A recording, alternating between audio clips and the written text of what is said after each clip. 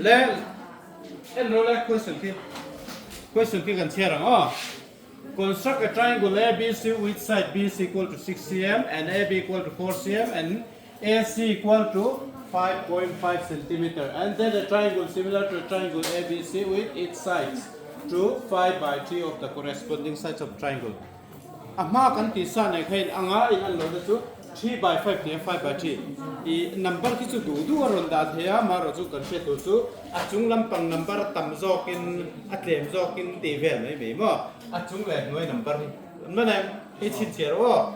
anoi lam number ate zokyan triangle kan zia sa alien adang kan siam don ti na ni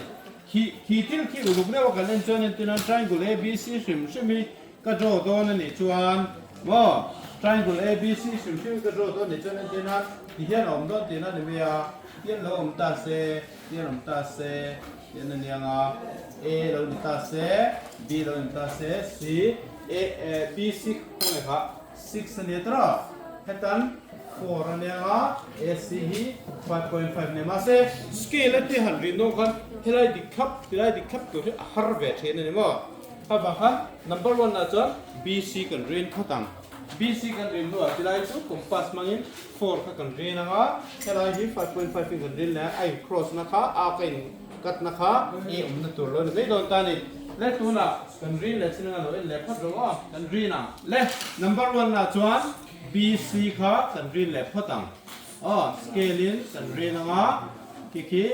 hian kan rin le phatang ni scale in za ne rin tur 6 cm rin tur ni kan rin na 0 train rin chana nga 6 theng hian ni rin na ki kan rin diklo thina tam tak hian mo diklo pha thina chu uluk tur ni ti chuan helai hi B ania ti chuan helai hi C nia ti lai 6 cm ne ka jeng lo me ti chuan A na tur kha kan shelawa A le B in kar na jong kha jang e kha 4 ania 4 ni thei kha tam ni 4 ni thei kha tama i 4 in ko la scale manga in te chon mo anu scale manga in te lo te ri mo ta la tro he tia 4 kha ta ko mai thei he ta du na thei ni tro 4 kha 4 ni be ko si he ta ko dei ya chu wa chu khoya bere kha kan se la ma scale in te chi la wa compass mang hen te dei tur ni na lai tak tur kha kan la siat lo wang khan hianin na lai tur kha chu 4 sim kha chu hei ti lai ka rin kual khoya pok hianin se 4 vek khawani ti kha kan se don ta ni ti chuan heta hianin exact nge ni kha A le C in kar kha 5.5 in he kan rin le nga 5.5 to 5 le 6 in kar lai takhin me ya ti ve la khen ni ta se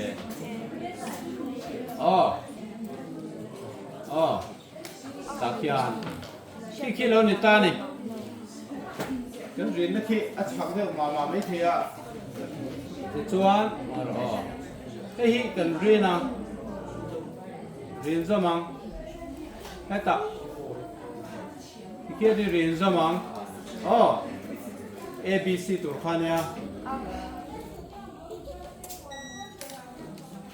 ti hian lo nianga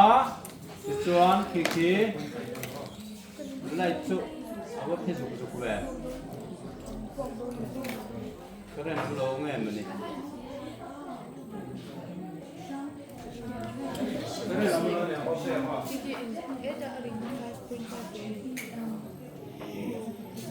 let ti chuan in ABC ki A lo ni don ta ni khilai ki A a kan A tam kan dang hei A chu lo don ta ni ti chuan triangle ABC kan lo nei ta helai hi 6 drop 4 5.5 kan ta kimi an pui che khi triangle dang draw ro ti ta ni ma se kan draw sur kha I think ti kha helai hen asila hen che kha 5/3 ti ro kha 5/3 tu na sa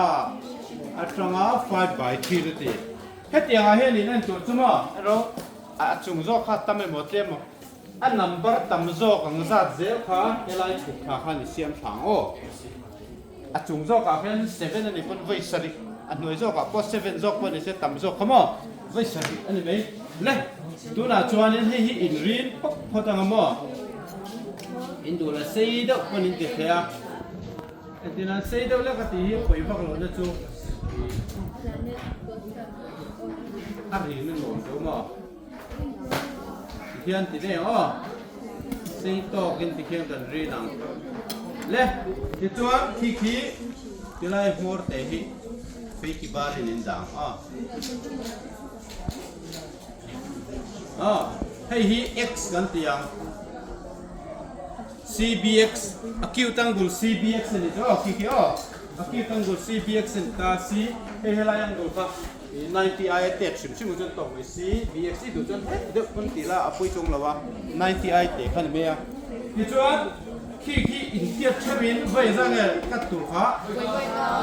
voi nga hei hi a zau de hian te a dik du zo ko a len the chon in pe para len the chon hei hian ti tai la aling thawang mo a zau du ko nga sing lo de ma ti be the no voi khat khi a pe mo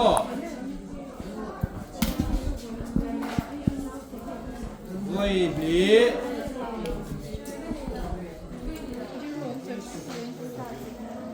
voi thum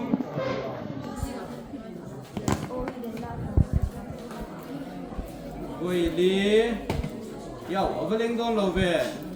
ro pai chen ma yang ta ning lo ne rin bet ma yang hei rin sei bet se ta ngai don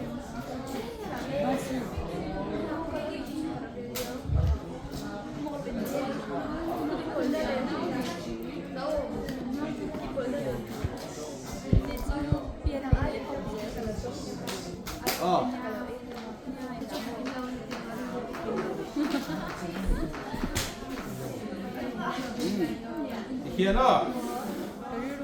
hiền thì mấy ang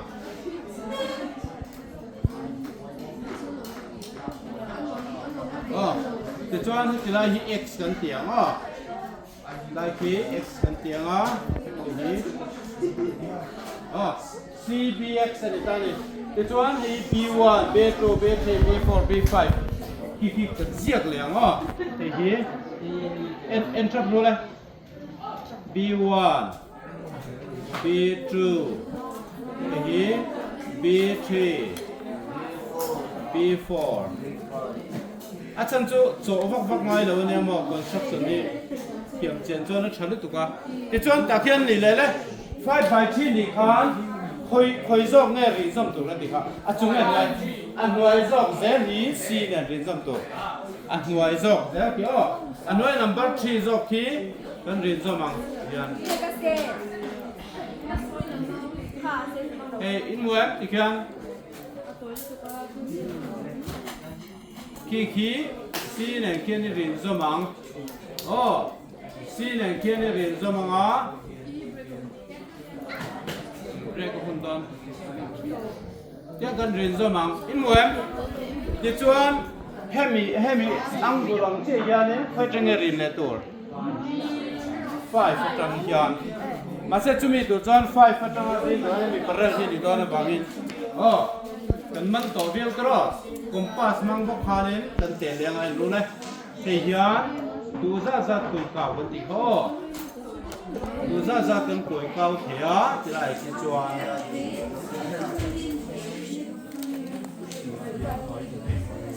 dung hian ti de yang a chi som de ti chuan hei khoi dang lam ya la ven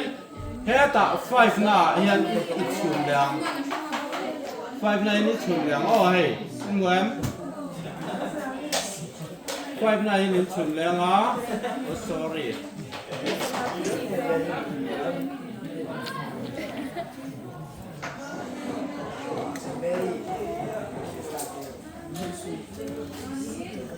thì hiện nay in hẳn riêng leng thì cho nó sa khi cắn tiếng thì khi cắn tiếng in em thì hiện kan rin sa ni kan tenga om sa kan tenga ti cho hi hey hian hey ki mo em hey hi before bul cha ka chui koi zau le zau luôn mấy hey tan ka chu na mo ka koi zau zong ka dilai ni ba he lai zau ka koi chun dia na kal ni don ba se he ta chana te ti na le mo bi chi chana te ti na ka a zau zong khen ang tu an ngai same a ka ni ngai same radius ka ti na ti chuan ai hey kan te ta kan ni che ka ni kan tiang dilai hi rồi ta này thì cho nên cần rìn xong đó ta là B5 này hiền cái mùng mắt này hay lẻ mò cái cần rìn xong đó hay anh lão này nhớ khi mà sẽ đi cũng đã vào đàng ai nè đi cũng đã vào đàng ai à in đã đi lâu khác in thật sập xỉn đó nè ở đây bắt đầu thay đi không à hay thì hiền thì lại hi hồi trên cái căn gì nó cái gì cho hết ta sa hi hết bị sa hi mà hết bị sa ha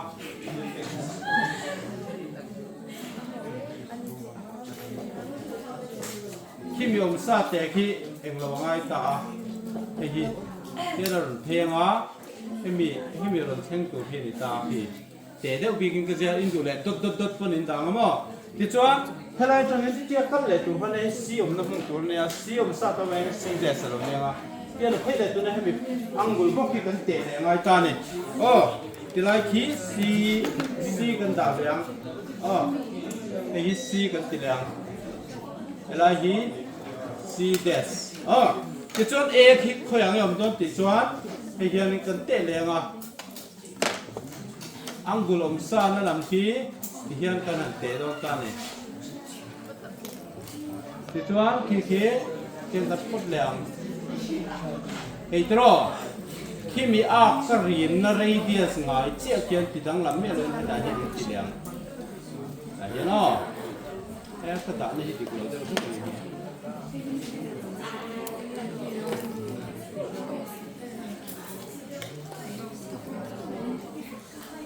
hiện cái tí lẹng thì chuan hay ông sa hay cái tiếng ông sa khi ngang giao nghe cái tiếng in người em thì kian cái tiếng cái đá thì cái mỏ cái tiếng nó thế là thì chuan hay ta hiền hay lại được trong cái tiếng là nghe để tổ chuan thì hiền thì lại ở hiền chuan hay mình lại hết đẹp các lòng trên tất trong nhân hay mình lại là trên là lòng cần thuộc tiền nào để ta này thì chuan hay gì tan cần đàng á hiền thì hiền là cần đòn ta này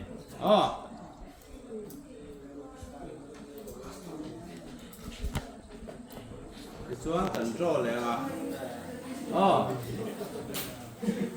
trong hiền hiện là kalau khi mình chầu khian chầu tùy dòng tu ra hi A B line kal chầu nè khian khi mình kal chầu na rồi nó chia tu ra cái ta này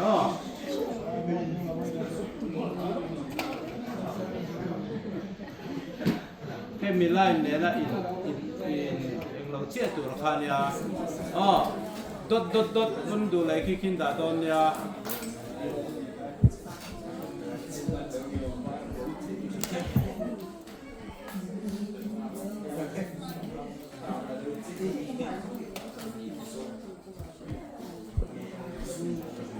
thì chọn khi thì lại hắn xin nó tất cả cái A về thâu luôn thì đó A thâu thì đó là bằng khăn A des kan tìm A ông tổ sao bằng khăn mà